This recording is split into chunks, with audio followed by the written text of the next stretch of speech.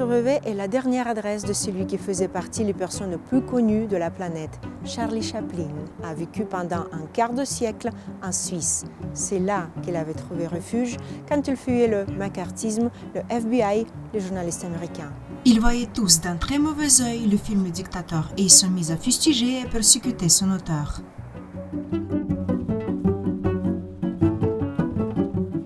Charlie Chaplin est décédé le 25 décembre 1977, il y a maintenant 45 ans. Mais le film de cet acteur de génie, Le Dictateur, reste encore aujourd'hui d'actualité.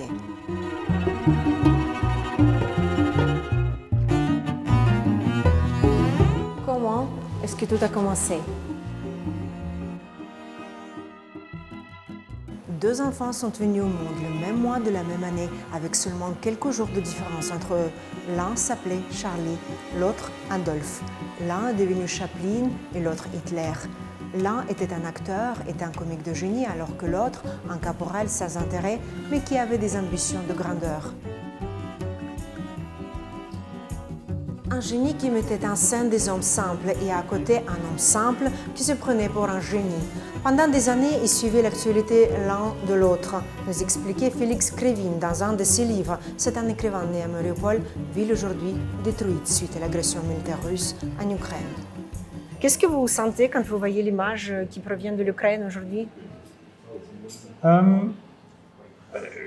Je parle en général, je trouve que c'est la bêtise humaine.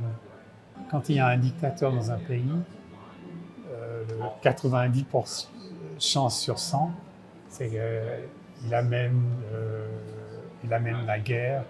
On n'entend pas tellement parler d'un dictateur qui amène la paix.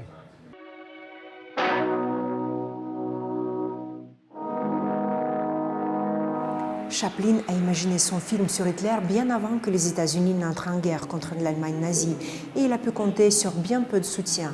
Les Américains et les Anglais ont longtemps considéré l'Allemagne nazie comme un rempart contre le communisme. Chaplin, lui, pensait plutôt que le monde avait oublié la Première Guerre mondiale un peu trop rapidement. Comme le Minotaure, la guerre avait englouti la jeunesse, ne laissant suivre que le vieillard cynique, écrivait-il dans son autobiographie. À Corzier-sur-Vevey, en dehors du manoir de bain qui était le demeure de Chaplin et qui est aussi ouverte aux visites, il y a aussi Chaplin's World, un musée sous forme de studio dans lequel se trouve une pièce entière consacrée au dictateur. L'idée d'une comédie sur Hitler est née en 1937, soit 2 ans avant le début de la Seconde Guerre mondiale. C'est en regardant une série de cartes postales contenant les images de Führer qui prononçait son discours que Chaplin a eu l'idée du film. Son visage était terriblement comique, une mauvaise imitation de moi avec sa moustache ridicule, ses cheveux mal coiffés avec des mèches dégoûtantes, une petite bouche mince, écrit Chaplin. Chaplin n'arrivait pas à prendre Hitler au sérieux. En ce qui concerne le salut hitlérien, avec la main levée au ciel, ça donnait envie à Chaplin de poser dessus un plateau plein de vaisselle sale. C'est un fou, pensait Chaplin. Mais par la suite, quand Thomas Mann et Albert Einstein ont quitté l'Allemagne à cause de la terreur nazie, le visage d'Hitler ne lui paraissait plus comique, mais plutôt sinistre. Avant le tournage, Charlie Chaplin a longuement réfléchi à la manière dont il allait s'y prendre. Tout d'abord, il a dû payer de sa poche. La facture finale s'élevait à 2 millions de dollars de l'époque. Les studios hollywoodiens ne voulaient pas financer des films anti-nazis sous prétexte qu'il ne fallait pas provoquer Hitler, alors que l'Europe était à 2 doigts de la guerre. Deuxièmement, son personnage culte, Charlie le barbier juif, ne parlait pas, alors qu'Adenoid Hynkel, le méchant du film qui voulait contrôler le monde entier, devait lui être très loquace. Ainsi, quand il jouait le barbier juif, Chaplin pouvait rester plutôt silencieux, alors qu'en jouant Adenoid Hynkel, il devait parler sans cesse, tout en tournant en dérision les techniques de la propagande nazie. En réalité, il ne s'est pas moqué uniquement d'Hitler, mais aussi de Benito Mussolini, de Joseph Goebbels et de Hermann Göring. Soldiers, in the name of democracy, let us all unite!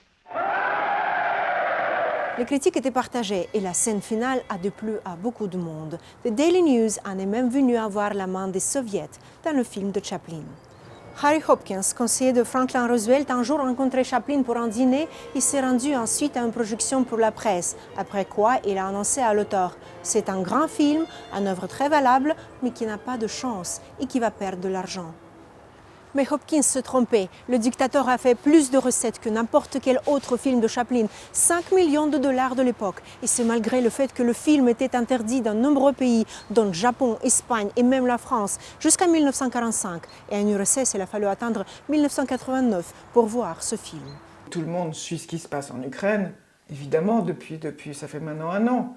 Oui, quand on vient ici, et quand on écoute le discours, et quand on comprend l'engagement de Chaplin et ce qu'il a voulu dire dans son film du dictateur, et même dans les discours dans ses films, je pense que le parallèle il est évident dans l'esprit des gens.